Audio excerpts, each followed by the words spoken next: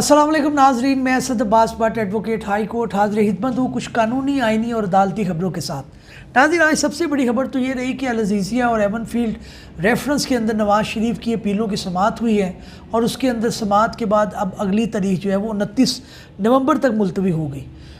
नवाज़ शरीफ साहब के जो वकील थे उनसे मुकालमा हुआ ऑनरेबल जस्टिस आमिर फ़ारूक का। इसके अलावा जो है वो आज़म नज़ीर तारड़ साहब से भी मुकालमा हुआ और उसके अंदर बेसिकली यही बात हुई कि जनाब पहले जो है वो आप कितना टाइम लेंगे। उन्होंने कहा जी कि 6 से 8 घंटे लेंगे आर्गुमेंट के अंदर। फिर इवेंचुअली जो है वो एक सवाल के ऊपर आके मामला अड़ गया और उन्होंने कहा जी कि आप अपने जो है वो जस्टिस गुल हसन औरंगज़ेब ने वकील अमजद से मुकालमा करते हुए कहा कि आप इसके मुतल्लिक जवाब लें। अब वो पूछना क्या था, उन्होंने पहली गवाह सिदरा मंसूर ने SSP का रिकॉर्ड पेश किया कि हमारा केस ओपन हुआ और गवाह पर जरा हुई तो उसी वक्त नैब ने ज़िमनी रेफरेंस लाने का फ़ैसला किया। अब ये कुछ सवालात हैं जिसके ऊपर अभी ऑनरेबल कोर्ट जो है वो क्लियर नहीं है। उन्होंने अमजद परवेज़ साहब जो नवाज़ शरीफ के लॉयर हैं उनको ये कहा है कि जनाब आप इसके अंदर अपनी मोक्कल से पूछ के या रिकॉर्ड देखकर इसके अंदर करें। बहरहाल इसके अंदर दोनों के अंदर अब जो है वो 29 तारीख हो गई है। दोनों अपीलें हैं, एक आपको पता है एवन फील्ड की है और एक दूसरी जो है वो अल अज़ीज़िया की है। इसके अंदर जो है वो आपको पता है मरीम नवाज़ साहिबा एक्विटल मिल चुका है, उनके हस्बैंड जो है कैप्टन सफदर उनको भी एक्विटल मिल चुका है। तो शुनीद यही है कि इसके अंदर जाहिर है जब रिकॉर्ड को मुलाहिज़ा कर लिया जाएगा तो नैब क्योंकि बहुत ज़्यादा फेवर कर रही है, वो बिल्कुल बैठ गई है, उसके अंदर वो कोई सबूत ही नहीं पेश कर रही। पहले 10 वॉल्यूम थे, इतने ज़्यादा वॉल्यूम थे, तो अब बंदा उनसे पूछे कि जनाब आपने तब गलत किया कि आप गलत किया। लेकिन मुल्क के अंदर जाहिर है कोई पूछने वाला नहीं है इनको। कोर्ट मजबूर है, कोर्ट ने प्रोसिक्यूशन के एविडेंस पे चलना होता है, तो कोर्ट इसके अंदर ज़्यादा उस तरह से अमल दखल नहीं कर सकती। अगर एक फरीक ही बैठ गया तो उसके ऊपर क्या बात होगी। 29 तारीख को इसकी दोबारा समाअत होगी। अगली खबर ये है कि जनाब ये भी नवाज़ शरीफ साहब के जो है वो नून लीग के एडवाइज़र भी हैं, पहले LDA के भी एडवाइज़र रहे। आहत चीमा साहब बड़े कॉम्पिटेंट माने जाते हैं, बड़ा इनका नाम है, लेकिन जाहिर है अब हवा चल पड़ी है। पहले इन्होंने बड़ी ज़्यादा पी काटी है, जो है वो 2-2.5 साल अंदर रहे हैं। साकिब निसार साहब के ज़माने के अंदर काफ़ी इनको लताड़ा गया, लेकिन अब जो है वो इनके अच्छे दिन आ चुके हैं। अब ये एडवाइज़र भी हैं, निगरान गवर्नमेंट के अंदर भी कोई वज़ीर हैं और अभी जो है वो इनका असासों से ज़्यादा जो है वो इनके पास इनकम से ज़्यादा असासे थे, उसके ऊपर इनका चल रहा था नैब कोर्ट के अंदर। उसके अंदर नैब ने इनकी क्विटल की एप्लीकेशन के ऊपर जवाब जमा करवाया, जिसके अंदर उन्होंने कहा जी कौमी एहतसाब ब्यूरो का कहना है कि आहत चीमा के ख़िलाफ़ आमदन से ज़ायद असासों का नैब रेफरेंस नहीं बनता। इनके तमाम असासे उनकी आमदन से मुताबिकत रखते हैं। बड़ी जल्दी याद आया भाई, बड़ी बात है। 4 साल आपने एक बंदे की ज़िंदगी ख्वार कर दी, उसका बचा कुछ नहीं। क्या मीडिया ट्रायल, क्या जेल ट्रायल, बेचारा बेल के लिए दर बदर होता रहा, वेट करता रहा कि साकिब निसार साहब जो है वो रिटायर्ड हो जाए, उसके बाद ये बेल अप्लाई करे। कॉम्पिटेंट बंदा था। पार्टी से इंक्लिनेशन होना ये मतलब तो नहीं है कि आप उनके ऊपर जो है इस तरह से इल्ज़ाम लगाएं, फिर इतने साल रगड़ा लगाएं और फिर आप कहें कि जनाब अब तो सब ठीक है, आमदन से ज़ायद असासों का केस नहीं बनता। लेकिन बहरहाल इनको मुबारक हो, स्ट्रगल इन्होंने काफ़ी की है। नौकरी इन्होंने छोड़ दी थी, उन्होंने कहा ये वज़ारत ज़्यादा ठीक है, उसी को रखते हैं, उसी के ऊपर इनका मामला चलेगा। कराची से खबर है जनाब, कराची अदालत से सिटी कोर्ट से हसन नियाज़ी को फ़रार करने का मामला हलीम आदिल पर फ़र्द जुर्म आयद कर दी गई। ये सिटी कोर्ट के अंदर जो है हसन नियाज़ी पेश हुए थे, उन्होंने भागने की कोशिश की और गालिबन भाग भी गए। उनके ऊपर अब जो उनको जो असिस्ट किया है हलीम आदिल साहब ने, क्योंकि ये कौन है, सिटी कोर्ट कराची में पेश आने पर लाए गए हसन नियाज़ी को फ़रार करने के मुतल्लिक़ मुकदमे पर समाअत हुई और दौरान समाअत मुकदमे में नामज़द PTI सिंध के सदर हलीम आदिल शेख अदालत में पेश हुए। फ़र्द जुर्म अब आयद हो गई इनके ऊपर। PTI वालों के लिए बुरे दिन है, उनको अभी काफ़ी रगड़ा लगना है। एक बुरी खबर है जनाब, खैबर पख्तूनख्वा के अंदर जो है वो ज़िला कोयली पालिस में लड़की को सोशल मीडिया पर तस्वीर वायरल होने पर कत्ल कर दिया गया। लड़कों के साथ कोई तस्वीर थी, घर वालों ने जो है वो कर दिया। इससे पहले भी खैबर पख्तूनख्वा के अंदर जो है वो इस तरह का मामला हो चुका है। गालिबन 2012 के अंदर एक वीडियो वायरल होने पर जिरगे के हुक्म पर 5 ख़वातीन और 4 लड़कों को कत्ल कर दिया गया था। मुल्ज़िमान को साल बरी कर दिया गया था।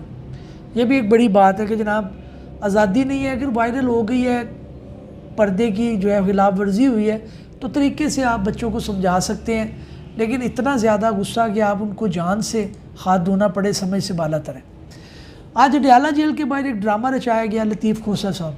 वो ड्रामा क्या है जी जनाब?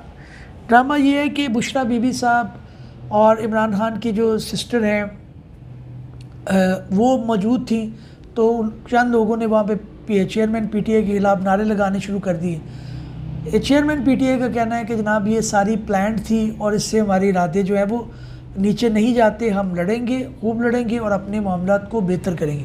बहरहाल एक बुरी खबर है, इस तरह नहीं होना चाहिए। और अगली खबर ये है कि जनाब उज़्मा खान है, ये भी इमरान खान की बहन है, इनके ऊपर करप्शन केस है।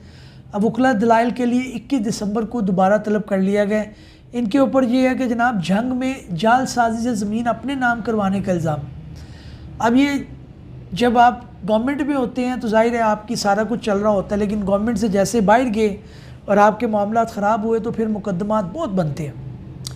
अच्छा जी, अभी जो अगली खबर है जनाब वो ये है कि एक बुरी खबर है। शहजाद अकबर साहब हैं, ये गालबन जो है नैब के उनके एडवाइज़र थे, चेयरमैन पीटीआई के। लंदन में उन पर तेज़ाब फेंक दिया गया। यार ये पर्सनल हद तक आना बड़ी बुरी बात है। ये कोई भी हो, दोनों साइड से जो एक ऐसे एक्सट्रीमिस्ट हैं, ऐसे कह लें कि जिनको आइडिया ही नहीं है कि वो कर क्या रहे हैं, उनसे बड़ी गुजारिश है कि जो भी हो सियासी इख्तलाफ अपनी जगह पे पर्सनल नहीं होना। आपने किसी की ज़ातियात के ऊपर और इस तरह पर्सनल अटैक नहीं होना। खबर इसकी पढ़ते हैं।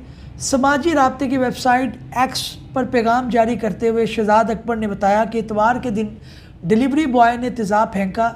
हमला आवर ने हेलमेट पहना हुआ था। शहजाद अकबर का कहना है कि हमला इंग्लैंड में मेरी रिहाइशगाह पर किया गया, जहां मैं जला वतनी की ज़िंदगी गुजार रहा हूं। मेरी अहलिया और बच्चों को नुकसान नहीं पहुंचाया गया, मैं ज़ख्मी हुआ हूं। उन्होंने कहा कि मेरी हालत ख़तरे से बाहर है। पुलिस और एमरजेंसी सर्विसेज बर वक्त पहुँच गई थी। उनका कहना है कि मैं इन हमलों से नहीं घबराऊँगा। उनके इरादे मजबूत हैं, लेकिन बुरी खबर थी कि ये होना नहीं चाहिए था। बहरहाल इसके अंदर अल्लाह ताला जो है मामलात की तरफ बेहतरी लाए। अच्छा, लाहौर हाई कोर्ट के अंदर एक निगरान वज़ीर आज़म अनवारुल हक काकड़ कस्साब के ख़िलाफ़ ओहदे से हटाने की दरख्वास्त नाकाबिल समाअत करार देकर खारिज कर दी गई। निगरान वज़ीर आज़म को ओहदे से हटाने की दायर दरख्वास्त पर जस्टिस शाहिद बिलाल हसन ने समाअत की। अदालत ने कहा कि निगरान वज़ीर आज़म को हटाने की दरख्वास्त नाकाबिल समाअत है। वफाकी हुकूमत के वकील ने दरख्वास्त को नाकाबिल समाअत करार देने की इस्तदा करते हुए कहा कि इस नोयत के मामला सुप्रीम कोर्ट में ज़ेर समाअत है। दरख्वास्त गुजार ने 90 दिन मुकम्मल होने के बाद निगरान वज़ीर आज़म को हटाने की इस्तदा की थी। दरख्वास्त में कहा गया कि निगरान वज़ीर आज़म ने की तकर्री 90 रोज़ की मुद्दत मुकम्मल होने के बाद गैर मौसर हो चुकी है। बहरहाल जज साहब ने उसको खारिज कर दिया जनाब। अच्छा जी, अभी जो मरवत साहब हैं पाकिस्तान तहरीक इंसाफ, ये फिर ख़बरों में है। इनके ऊपर जो है वो एक नायब सदर हैं उनके के ख़िलाफ़ थाना आपपारा में मुकदमा दर्ज हो गया। अब ये मुकदमा क्या है जी? मुकदमा ट्रैफिक में खलल डालने और एम्पलीफायर एक्ट की खिलाफ वर्जी पर दर्ज किया गया। इस मुकदमे में दफ़ा 144 समेत NOC की खिलाफ वर्जी भी शामिल है। मुकदमा शक्करपड़िया में स्टूडेंट ऑर्गेनाइजेशन के म्यूज़िक नाइट प्रोग्राम पर दर्ज किया गया। मुकदमे के मतन में तहरीर किया गया कि प्रोग्राम में पाकिस्तान और हुकूमत मुखालिफ तकारीर की गई। शेर अफजल मरवत तलबा को इश्तियाल दिलाते रहे। इस मुकदमे में शेर अफजल मरवत समेत 20 मुलजमान को नामजद किया गया है। मुकदमा थाना आपपारा के SHO नासिर मंसूर चौधरी की मुद्दत में दर्ज किया गया। नाज़रीन, जब बुरे हालात आ जाते हैं तो फिर ये इस कदर जो है वो फंडामेंटल राइट की, ह्यूमन राइट की, कॉन्स्टिट्यूशनल राइट की खिलाफ वर्जी होती है। एक पॉलिटिकल वर्कर इकट्ठे हो रहे हैं, आपने उसके ऊपर भी उनको कोई मार्जिन नहीं दिया जा रहा PTI को कि वो सर उठा सके, अपनी कोई किसी बंदे को खड़ा कर सके, किसी कोई कॉर्नर मीटिंग कर सके। ये आइन के अंदर खिलाफ वर्जी है और ये निगरान गवर्नमेंट की जिम्मेदारी है कि वो सारी पार्टीज़ को जो है वो कि लेवल प्लेइंग फील्ड दी जाए और उनको अपनी कैंपेन करने दी जाए, ताकि लोग इलेक्शन के बाद एक तहम्मुल मिजाजी से मुल्क को चलने दें। ये बहुत ज़रूरी है। अगर ये नहीं होता तो इलेक्शन डिस्प्यूटेड हो जाएंगे, लोग उस पर तबसरे करेंगे, बातें करेंगे और फिर हम एक नए इलेक्शन की तरफ जाएंगे, फिर कौम का नुकसान होगा, फिर टर्मोइल आएगा। तो बेहतर ये है कि ऐसे इलेक्शन करवाए जाएँ जिसके अंदर किसी को कोई इतराज़ ना हो, सारों को उनके मसावी हकूक़ फराहम किए जाएँ। इस उम्मीद के साथ कि हमारी ये काविश आपको पसंद आई होगी। नए भी लोग में हाज़िर खिदमत होंगे। चैनल को सब्सक्राइब कर लीजिएगा। Thank you very much.